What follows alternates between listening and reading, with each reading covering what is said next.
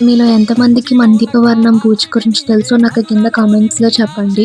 ఎందుకంటున్నానంటే ఈ పూజను నేను స్టార్ట్ చేశాను.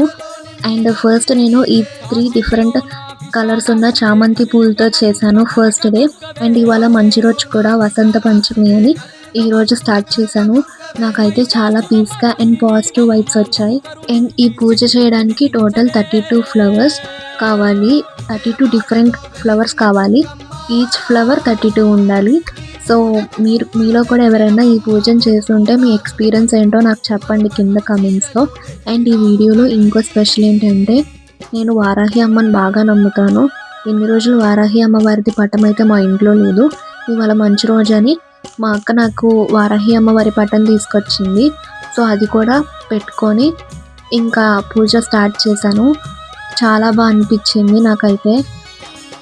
మీకు ఈ పూజ గురించి ఇంకా అప్డేట్స్ కావాలంటే ఛానల్‌ని సబ్స్క్రైబ్ చేయడం మర్చిపోమాకండి.